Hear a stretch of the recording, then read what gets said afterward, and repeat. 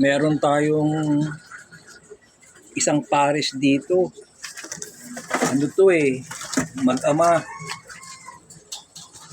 Mag-ama, Louis Juline. Bugok yung kanilang itlog.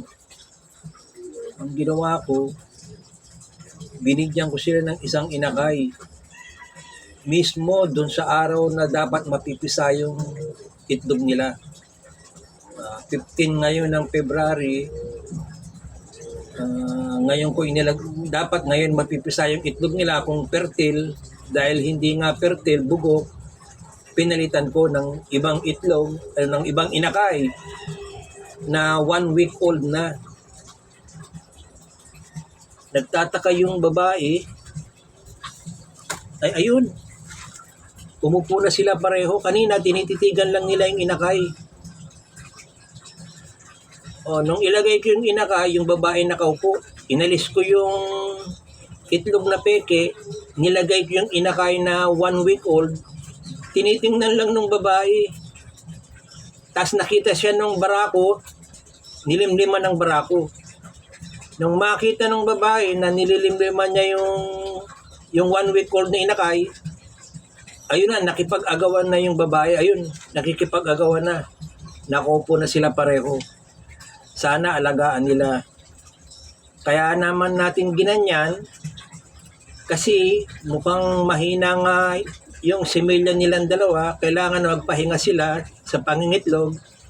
Para makapagpahinga sila, bigyan muna natin sila ng masusubuan.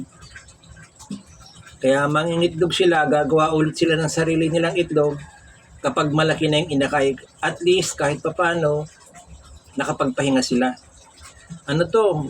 Matandang Louis Juline ito. 2011 pa yung Louis Chu na yon na kinunan ko ng lahi nito na inbred ko. Yung lalaki nito, yung barako, parang 10 years old na. Ano to? 3 times inbred na yung barako. Pinamigay ko tong barako na to.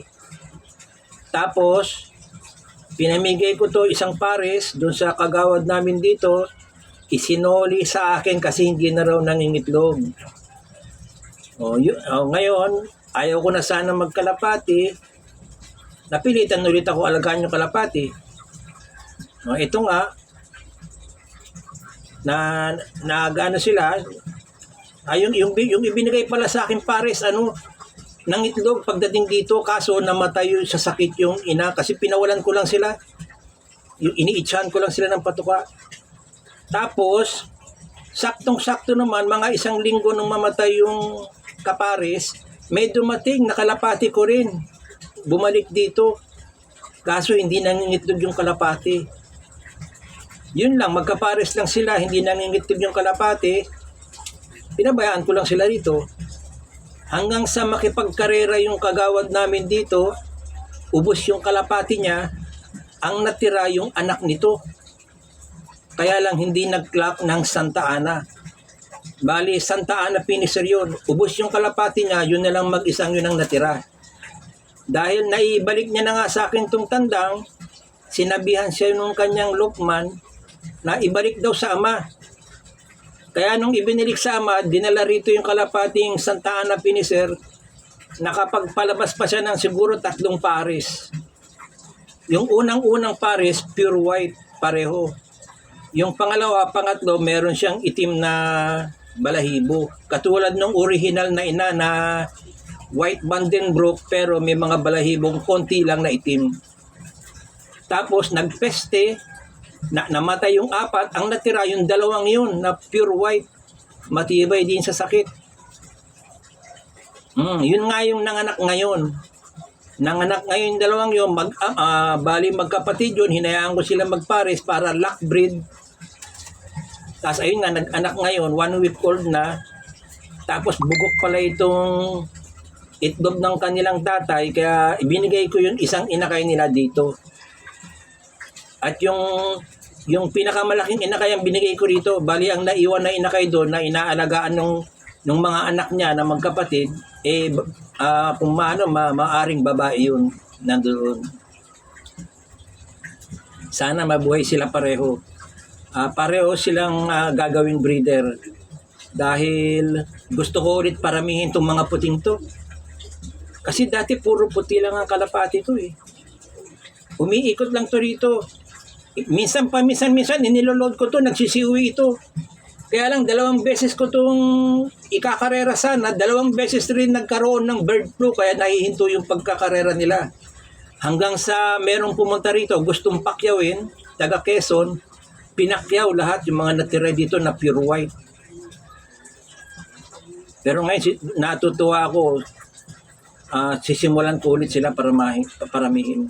Kasi nakikita ko sa paligid namin, maraming nagkakalapati rito, nakakaingit sila. At talaga namang nakakatuwa magkalapati. Kaya ko lang naman hininto yung pagkakalapati kasi biniba ng MMDA yung mga kulungan ko rito. Nasa tabing ilog kasi yung aking mga kulungan eh. Merong yung panahon ni Gina de Venecia, lilinisin ang ilog. Pero lilinisin pati yung pangpang ng ilog, 10 meters mula sa ilog, giniba lahat ng mga istruktura, mga bahay, giniba at yung mga tao inilipat kung saan-saan na merong pabahay. Ngayon, gumagawa ulit ako ng mga kulungan. Ngayon, sinusubukan ko ulit magparami ng kalapati, hindi lang puti, at susubukan kong makipagkarera.